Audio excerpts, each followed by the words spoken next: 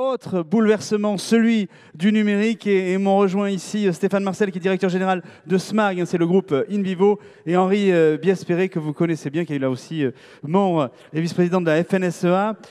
Alors, comme on parle évidemment des enjeux du numérique, on va faire une forme un peu différente, et on va le faire façon keynote avec vous, Stéphane Marcel. Vous allez revenir justement sur les enjeux du numérique et les conséquences que ça a sur l'agriculture. Stéphane Marcel. Merci. Effectivement, le monde bouge, c'est votre slogan du congrès, du 72e congrès de la FNSEA. Et je peux vous dire que le digital y contribue largement. Si le monde bouge aussi vite, c'est entre autres parce que le digital se développe beaucoup. Alors, normalement, il y a une petite présentation qui... voilà, parfaitement. Donc, on est aujourd'hui véritablement au cœur de quelque chose qui est flagrant. C'est une véritable révolution industrielle. Si je pouvais avoir un retour de mon slideshow, ce serait parfait. Oui. Parce que sinon, je vais tourner en permanence la tête et ça ne va pas être agréable pour... Et le timer, si c'est possible. C'est pas grave. Okay. Allez, on y va comme ça. Donc simplement, cette révolution industrielle, elle est un peu particulière. Elle bouleverse beaucoup. Parfait, merci. Elle bouleverse beaucoup les choses parce que elle est spéciale, elle est digitale. Voilà. Et cette révolution industrielle vient bousculer beaucoup de choses qui étaient établies jusqu'à présent, notamment dans les business. Alors pourquoi cette révolution industrielle est possible? En fait, simplement parce que ça fait 20 ans, notamment surtout outre-Atlantique, côté ouest des États-Unis, où l'innovation technologique est en plein bouillonnement. Ça fait 20 ans qu'il y a beaucoup d'innovation qui permet aujourd'hui à plus de 4 milliards d'utilisateurs d'Internet de se connecter tous les jours, qui permet à plus de 8 milliards de forfaits mobiles également d'opérer chaque jour. Donc cette interconnectivité qui finalement décuple les phénomènes de transformation. Alors cette révolution digitale, elle permet plein de choses. Et elle permet notamment des choses qui étaient complètement impensables à une époque, qui deviennent complètement pensables. Finalement, cette révolution digitale, elle décuple ce qu'on appelle l'intelligence collective, cette mise en réseau de différents acteurs qui font qu'à un moment, on peut créer des choses qui n'étaient pas imaginables. Et dans le secteur agricole, on parle beaucoup de co-farming, de coopération digitale. Et bien justement, la révolution digitale qui est en marche, qui est en mouvement actuellement, permet justement de développer des nouvelles façons d'appréhender l'agriculture. La révolution numérique, c'est aussi, et ça c'est très important de le comprendre, une facilité dans le transfert du savoir. Aujourd'hui, un petit fermier en Indonésie, au fin fond de l'Indonésie, va pouvoir clairement récupérer de l'information sur les bonnes pratiques agricoles, alors que jusqu'à présent, ce n'était pas possible. Grâce à quoi? Grâce à Internet, grâce à un smartphone. Le gourou de l'informatique de la Silicon Valley va pouvoir enseigner son savoir à un ingénieur en informatique en Inde. C'est désormais possible. Imaginez cela à l'échelle de plusieurs millions d'utilisateurs. Comme au final, le phénomène d'innovation peut se démultiplier. La révolution digitale, finalement, c'est un système de pensée complètement différent. On passe d'un système de pensée post-traumatique, où on constatait les choses, voilà, à finalement un système de pensée qui est basé sur le prédictif, l'anticipation. On essaye de capitaliser au maximum sur le savoir et sur le réel. Dans le monde de la santé, il y a beaucoup d'applications grâce au digital qui permettent d'améliorer franchement la vie, par exemple, des malades du diabète, avec un petit bracelet connecté, un smartphone relié à un big data. On peut avoir des alertes sur des éventuels accidents de santé. Ceci dit, imaginez un instant que les données de la carte vitale, vous savez, la petite carte verte qu'on a tous, étaient ouvertes en open data et que des data scientists, des informaticiens commencent à regarder là-dedans. Imaginez un seul instant que je reçoive un SMS qui me dise « Monsieur Marcel, nous sommes au regret de vous informer que demain, entre 17h et 19h, vous avez 99,9% de chances de faire un AVC. » Perso, moi, le SMS, je ne veux pas le recevoir. Voilà.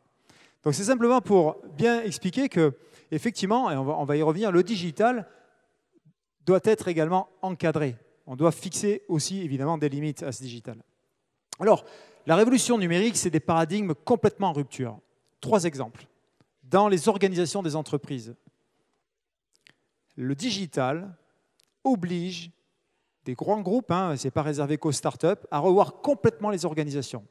On arrête les organisations pyramidales, on se met sur des organisations bien plus horizontales et on organise les équipes autour de la donnée. La donnée n'est plus dans le bureau du directeur général, dans le 3e tiroir, fermé à double clé. C'est fini ça. On ouvre la donnée, on favorise l'innovation, on favorise le travail collectif au sein de l'entreprise. Et c'est la responsabilité du directeur général de faire ça. Deuxième exemple de paradigme complètement en rupture, la valorisation des entreprises. Cet exemple, il est flagrant. Airbnb, cette boîte qui a 10 ans, qui possède en gros un algorithme, d'accord, sur des serveurs, est plus coté en bourse que le groupe Accor, qui est lui-même propriétaire de son foncier, de ses hôtels. Dans le monde agricole, ça nous parle, ça. Nous qui aimons les choses terriennes. Donc ça veut dire quoi? Ça veut dire que le capital immatériel va représenter de plus en plus d'importance dans vos exploitations agricoles demain. Troisième exemple de modèle de rupture. Ce gars-là, il s'appelle Jeff Weiner, c'est le PDG de LinkedIn.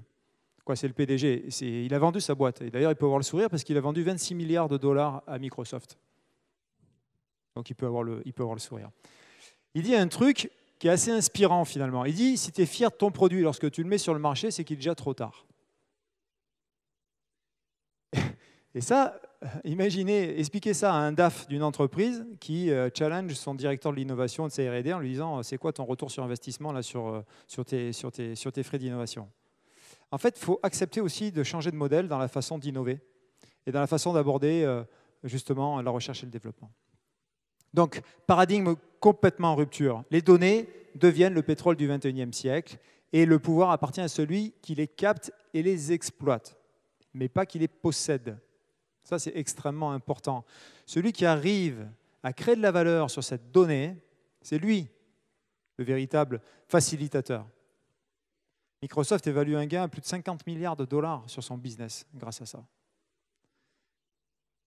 Bon, évidemment, et on va en parler, il faut donner un cadre légal et juridique autour de cette exploitation de la donnée. C'est fondamental. Il s'agit en aucun cas de spolier aucune des parties. Par contre, se donner les moyens de favoriser l'échange de données et la création de valeur sur cette donnée pour que l'ensemble des parties prenantes puissent bénéficier de cette révolution digitale. La révolution digitale, ce n'est pas Uber, ce n'est pas la disruption de métiers, c'est au contraire l'amélioration des pratiques agricoles. Tout à l'heure, on en a parlé dans les contrats de solutions. On a parlé de l'adoption de l'innovation digitale au service de l'accompagnement des pratiques agricoles. Il faut favoriser ça. On est au congrès de la FNSEA, voilà, par exemple, typiquement quelque chose qui est juste anormal en 2018, le taux de couverture de nos campagnes en téléphonie 3G et en haut débit dans les exploitations. C'est inadmissible. On ne peut pas imaginer... Allez-y, vous pouvez y aller. La fibre dans toutes les exploitations agricoles. Voilà ce qu'il faut qu'on exige. Alors, dans le secteur agricole, justement, qu'est-ce qui se passe? Alors, le secteur agricole, vous le savez, vous le vivez, vous êtes dedans tous les jours. Il est en pleine mutation.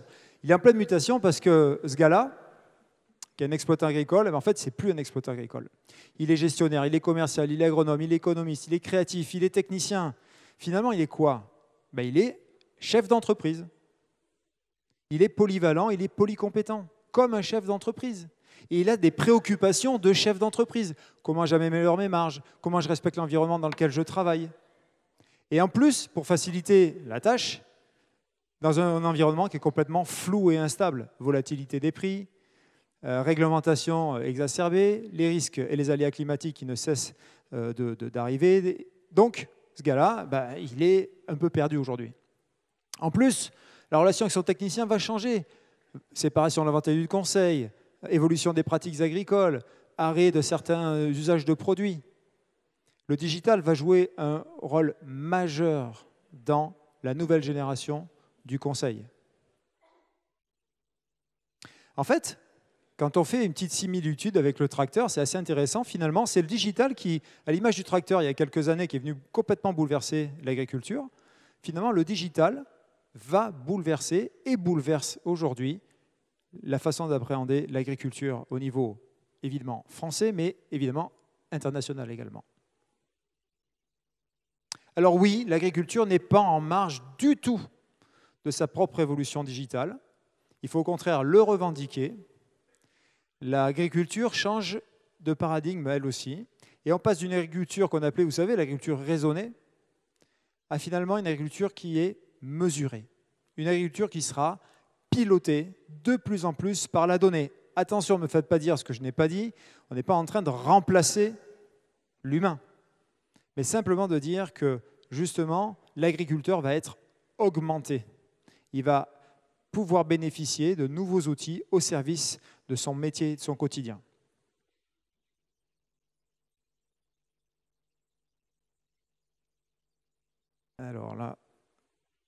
Alors l'enjeu ici se situe où exactement? L'enjeu, finalement, je vous assure, il n'y a pas d'enjeu par rapport au volume de données, aux technologies. Par rapport à Facebook, on reste des nains. En une campagne agricole, on produit moins de data que Facebook en une seule journée. Donc là-dessus, il n'y a pas d'enjeu. L'enjeu, il est là. L'enjeu, il est qu'il y a de la techno de partout, dans les parcelles agricoles, dans les objets connectés, dans les tracteurs, dans les satellites, sur les drones, etc. Il y a de la techno de partout. L'enjeu, c'est de créer un système interopérant qui permet à tout ça de dialoguer, de centrer la donnée dans un big data et de créer de la valeur sur cette donnée-là. Mettre des agronomes sur cette donnée-là pour qu'ils puissent travailler sur les algorithmes futurs, pour faire de la prédiction d'événements agronomiques, de faire de la prédiction de rendement, donner des informations stratégiques à l'agriculteur pour qu'il puisse, pour l'aider dans sa décision au quotidien. Effectivement, les valeurs qu'on peut créer avec le digital, elles sont multiples. Évidemment, la liste n'est pas du tout exhaustive. L'optimisation des prises de décisions, la meilleure productivité dans la parcelle, les gains de temps, les économies d'intrants, la traçabilité et la transparence. On parlait tout à l'heure d'augmenter les prix. On aura évidemment une capacité de valoriser le produit fini si on a en capacité aussi de montrer une totale transparence sur les pratiques agricoles.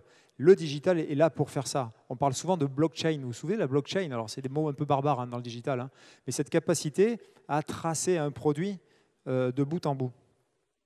La différenciation de l'agriculture française passera évidemment, entre autres, par l'adoption de ce digital. Et puis, j'ai gardé le dernier point sur la sécurisation du capital.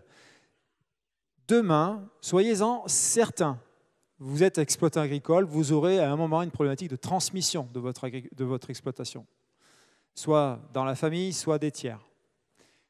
Votre exploitation vaudra plus cher demain si vous avez fait l'effort d'adopter le digital au centre de votre exploitation et sur lequel vous pouvez capitaliser l'information, la connaissance de vos pratiques agricoles, la connaissance de vos parcelles, la connaissance de l'hétérogénéité de vos sols.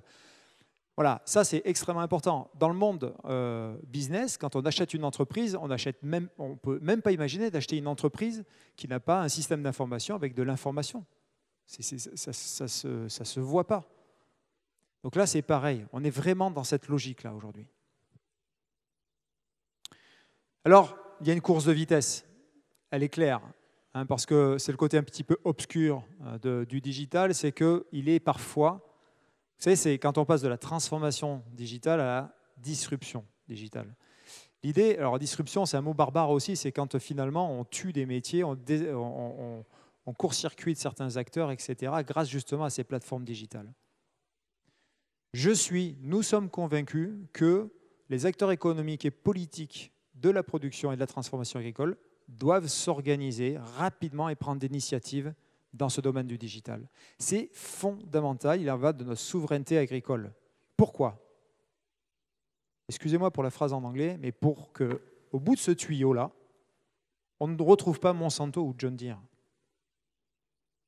Parce que si on donne l'accès à la data directement à des acteurs comme ça, qui peuvent demain passer des deals avec d'autres acteurs, notamment Alibaba, Amazon, etc., tous ces acteurs-là, la disruption sera possible. L'agriculteur doit pouvoir rester au centre du dispositif. C'est fondamental. L'agriculteur doit rester au centre. Le digital est créateur de valeurs économiques, environnementales, sociétales, agronomiques. C'est une évidence. Et scientifiquement, on est capable de le prouver.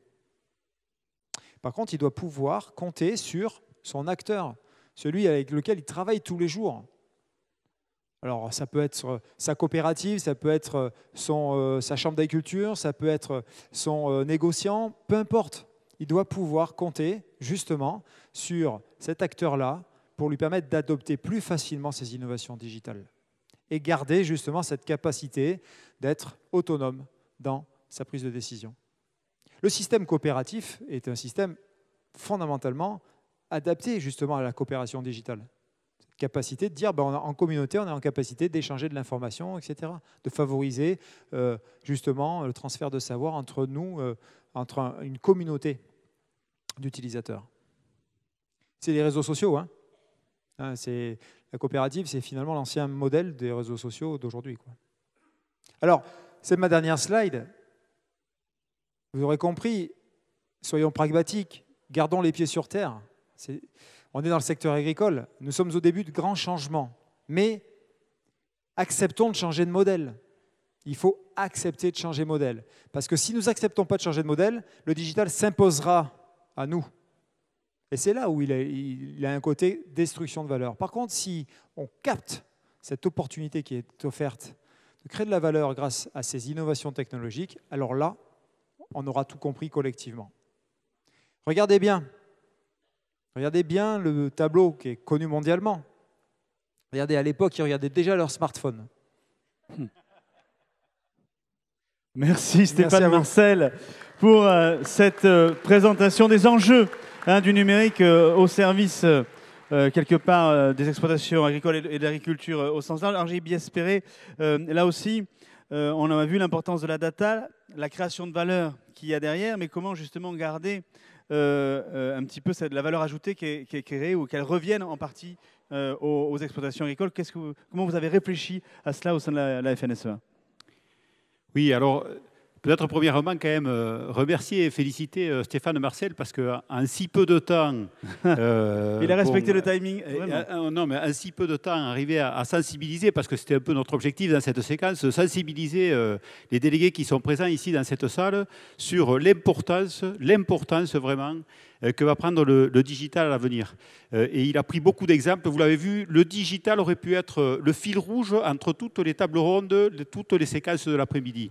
Sur chaque sujet, le digital fait partie, et tu l'as dit dans ton exposé, fait partie des solutions.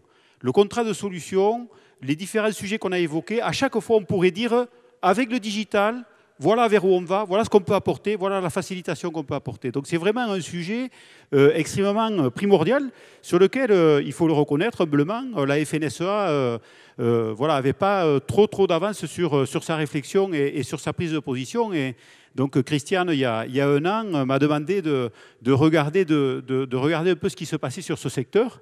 Et au bout d'un an... j'ai trouvé que c'était quand même assez ardu avant d'aller explorer tous les recoins de ces sujets-là. C'est pour ça que je saluais la performance de Stéphane Marcel pour avoir quand même résumé assez rapidement tous ces sujets-là. Alors, à la FNSEA, nous, on est là d'abord pour se préoccuper de la défense des agriculteurs, pour faire en sorte que toutes ces données que régulièrement l'agriculteur produit, fournit, à tous ces opérateurs, à tout cet environnement de l'agriculteur, mais qu'elle ne lui soit pas, premièrement, confisquée, qu'elle ne lui soit pas récupérée sans contrepartie. Avant de voir comment on distribue la valeur, il faut déjà regarder comment la créer. Et pour la créer, il ne faut déjà pas perdre le peu qu'on a en magasin. Et donc, c'était important pour nous de regarder de quelle manière on pouvait accompagner l'agriculteur, le protéger, vis-à-vis de toutes ces start-up, de tous les vendeurs de matériel, vendeurs d'engrais, de phyto, de semences, qui chaque fois font signer des contrats et disent non, mais vous ne vous préoccupez pas, on va collecter un peu de données, mais bon, vous inquiétez pas, ça, voilà. Donc, c'est comme ça que petit à petit, on a réfléchi à la FNSEA à la mise en œuvre d'une charte éthique, entre guillemets, de collecte et d'utilisation des données. Alors, normalement, il y a une diapo qui doit s'afficher pour résumer, parce qu'on ne va pas détailler toutes les pages de cette charte, mais la résumer juste en quelques mots. L'objectif, c'est bien que l'opérateur, dans une discussion, un dialogue avec l'agriculteur, lui explique qu'est-ce que je vais collecter comme données sur ton exploitation, avec le matériel que je te vends, avec les capteurs que j'installe, comment je le collecte, où est-ce que je le stocke, qui en a la propriété et à quoi je vais l'utiliser. Voilà, c'est un peu les 5 domaines que l'on a voulu parcourir. Garantir à l'agriculteur que la donnée qu'il fournit aujourd'hui, il peut demain la récupérer pour la mettre à disposition de quelqu'un d'autre. Stéphane Marcel l'a bien expliqué. L'intérêt pour nous, c'est qu'on soit dans l'open data, que la donnée soit disponible pour un maximum d'opérateurs qui puissent ensuite s'en emparer et construire les OAD, les outils d'aide à la décision qui demain accompagneront l'agriculteur. Je vois que la diapo, je ne sais pas, elle ne s'affiche pas, elle n'est pas en magasin.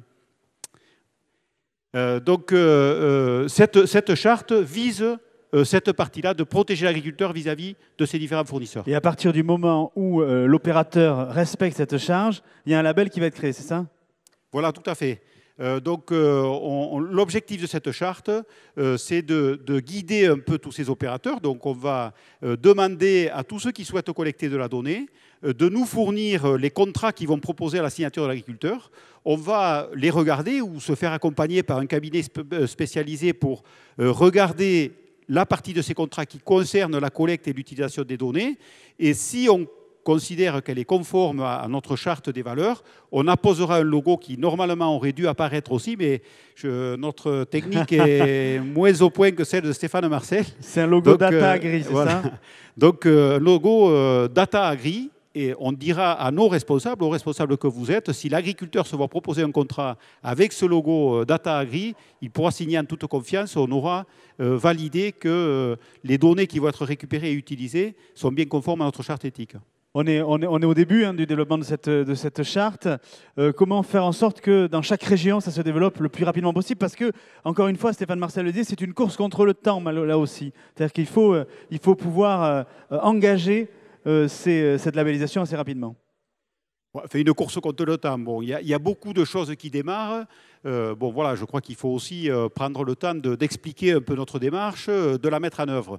Par contre, le message clair que je souhaitais faire passer et qu'on souhaitait faire passer à la FNSEA lors de ce congrès, il y a beaucoup d'initiatives et on voit des villages BAICA qui commencent à s'installer un peu partout dans les régions. On voit de plus en plus d'initiatives sur des concours de start-up, la naissance de start-up aussi, des agriculteurs qui eux-mêmes créent des start-up. Donc beaucoup d'initiatives, de forums qui s'organisent autour de ce sujet-là. Nous, on souhaite vraiment que dans chaque région, il y ait plusieurs personnes, un petit groupe qui soient un peu nos correspondants à la FNSEA et qui puissent travailler ce sujet-là, qui puissent participer dans les régions à l'émergence de toutes ces nouvelles idées, de manière à diffuser cette charte. Elle n'aura de valeur que si elle est largement diffusée et si les gens la reprennent. Stéphane Marcel, votre avis sur cette charte d'utilisation des données, est-ce que finalement ça va assez loin selon vous? Alors moi, déjà, je trouve que c'est très très bien que la FNSEA aborde le sujet du digital et le mette au centre de ses réflexions. Déjà, ça c'est très positif. Ensuite, effectivement, essayer de donner une lecture à l'agriculteur, de savoir si le dispositif qu'on lui propose est conforme à une charte éthique, pourquoi pas. La seule chose qui m'interroge profondément, c'est est-ce que les gros acteurs, et notamment, pour ne pas les citer, mais les Google, les John Deere ou les autres, vont se préoccuper de cela? Est-ce que eux, ça va leur poser un problème ou pas, d'être conformes ou pas à la charte? Et est-ce que c'est la même chose à une échelle plus importante au niveau de l'Europe, hein, le RGPD, qui peut sanctionner une entreprise s'il ne le respecte pas, mais quand vous faites plusieurs milliards de bénéfices, payer une amende de 20 millions de dollars, qu'est-ce que c'est? C'est rien. Donc ça leur coûterait plus cher de se conformer au règlement que de payer la prune, si je puis dire. Donc est-ce que les acteurs français, notamment qui vont rentrer dans le jeu de cette charte-là, vont se voir accélérer et booster aux yeux des exploitants agricoles? C'est ce que je souhaite profondément, mais c'est l'avenir qui nous le dira. Voilà. Question là aussi de la salle. Est-ce que la FNSEA sera source de solutions pour protéger les données agricoles? J'espère que ce qu'on vient d'expliquer avec la charte constituera une solution. Alors pour faire écho aussi à ce que vient de dire Stéphane Marcel, au-delà de la démarche franco-française, on a aussi une démarche européenne. On était, il y a 15 jours, on a été rencontrer le cabinet de la commissaire au numérique à Bruxelles pour justement lui exposer ce qu'on était en train de faire. On participe, on fait partie un peu des quelques pays qui sont moteurs au niveau du COPA pour aussi initier au niveau européen, parce que plusieurs acteurs, comme Stéphane Marcel le disait, et comme on le comprend bien, ne sont pas nationaux, ils sont plutôt européens. Pour qu'au niveau européen, notre initiative soit relayée, elle intéresse là aussi beaucoup d'autres pays. Donc on a beaucoup de relations avec un certain nombre de pays. Je discutais tout à l'heure avec le représentant de Farm Europe, c'est pareil, là aussi il y a une réflexion sur ce sujet du digital, parce que c'est vraiment un enjeu et il faut que dans la future PAC, dans éventuellement les investissements qui seront accompagnés par les fonds européens, on ait aussi l'accompagnement des agriculteurs pour se doter d'outils numériques, pour investir dans des outils connectés, dans des outils d'aide à la décision. Donc c'est, je pense, vraiment important qu'on ait présent. J'espère que le propos de Stéphane Marcel aura vraiment mis dans la tête de chacun qu'il est extrêmement important que dans toutes les facettes, dans tous les sujets que l'on va traiter, on prenne en compte cette entrée aussi et cet accompagnement numérique. Et je voudrais aussi rajouter un point. On a été interrogé en particulier par les départements de France au Salon de l'Agriculture quand on les a reçus. Qu'est-ce qu'il vous faut, le milieu rural, comment est-ce qu'on peut l'accompagner? On sait, vous êtes un milieu rural, etc. On leur a dit, point numéro 1, l'accès au réseau. Je rejoins ce que disait Stéphane Marcel. L'accès au réseau informatique, au réseau téléphonique, il y a encore des zones blanches. On leur a dit, point numéro 1, accès au réseau, numéro 2 et numéro 3. On n'a pas besoin de venir construire des maisons, des grands chapiteaux, des je ne sais quoi. On a besoin d'abord de construire et de connecter les agriculteurs à tous les réseaux. C'est indispensable et j'espère qu'aujourd'hui, tout le monde en aura été convaincu. Il y a des questions là, qui nous arrivent sur justement la technologie. Oui, à quel coût et quel retour positif, là aussi, pour l'agriculteur? Stéphane Marcel. Je pense que plus le temps va passer et plus l'accès à la technologie sera low cost et sera peut-être même demain, des business models vont peut-être évoluer vers de la gratuité de l'utilisation des technologies. C'est la valeur qui sera créée qui représentera ensuite capacité marchande. Qu'est-ce qu'on peut espérer comme retour de valeur pour l'agriculteur? Alors, retour de valeur, concrètement, certains outils permettent de faire de l'aide à la décision et d'être en capacité d'augmenter les rendements, clairement. Donc là, on va compter ça en quinto-hectare. On va également, grâce à l'adoption de certains outils, diminuer les intrants. Donc c'est les coûts de production là, qui vont baisser. Donc on va augmenter la productivité, la rentabilité sur un hectare de blé, par exemple. Donc on est sur des retours aujourd'hui qui sont mesurables et mesurés et qui permettent de rendre finalement le coût d'usage de la technologie complètement marginal par rapport à ce que ça peut rapporter en fait. Il y a beaucoup de questions. On va en prendre quelques-unes parce qu'on va respecter Daimi. Il y avait pourquoi certaines entreprises se réservent les informations numériques, comme par exemple certaines entreprises de robots de traite. C'est l'objectif de la charte, que d'aller voir ces entreprises en disant, et alerter les agriculteurs en disant si vous signez un contrat dans lequel une entreprise se réserve l'exclusivité de vos données, ne le signez pas. Et ça sera l'action de la FNSEA vis-à-vis de ces entreprises pour dire vous ne pouvez pas être propriétaire de la donnée. Alors bien sûr, il y aura sans doute besoin peut-être d'un bras de force. On sait qu'on est peut-être un peu faible vis-à-vis de l'ELI en tant que Français. Mais au niveau européen, on doit pouvoir entrer en négociation. Il est de l'intérêt vraiment primordial que ces données soient vraiment ouvertes et puissent servir à tous ceux qui veulent accompagner l'agriculteur. Je peux citer aussi dans les initiatives la plateforme API Agro qui a été initiée par Sébastien Windsor, donc président de l'ACTA. Là aussi, une grande plateforme, comme le disait Stéphane Marcel tout à l'heure, de la donnée accessible en open à tous ceux qui souhaitent mettre en place l'aggloméré pour encore mieux accompagner l'agriculteur. C'est vraiment de ça qu'on a besoin. Il faudra lutter, j'utilise le mot, vis-à-vis de ces opérateurs qui veulent confisquer la donnée, n'en faire que leur utilisation et considérer qu'ils en sont propriétaires. Donc l'agriculteur est le premier propriétaire et avant de transférer sa propriété à quelqu'un d'autre, il devra s'assurer que l'entreprise respecte la charte, c'est-à-dire qu'elle lui en restitue la propriété lorsqu'il change de partenaire et qu'elle l'autorise à le donner à quelqu'un d'autre. Stéphane Marcel, pour conclure. Non, mais c'est vrai qu'effectivement, tu parlais d'API Agro, on est partenaire d'ailleurs d'API Agro. On est vraiment dans cette logique de dire qu'il faut favoriser au maximum la circulation de la donnée. Et finalement, la propriété de la donnée, elle est très éphémère. Elle est propriétaire un jour de l'un et puis un jour de l'autre parce qu'il a rajouté une information supplémentaire, etc. Je pense que là, pour le coup, la FNSEA est tout à fait dans son rôle de se préoccuper, de savoir s'il n'y a pas de spoliation. Hein. Ceci étant dit, il faut surtout aussi avoir un seul objectif, c'est la création de valeur sur la donnée. Parce que la donnée brute, elle n'a aucune valeur intrinsèque. C'est l'intelligence qu'on va réussir à mettre sur cette donnée qui créera de la valeur et qui doit créer de la valeur dans l'exploitation agricole. Merci Stéphane Marcel et Henri Biespéré qu'on peut applaudir.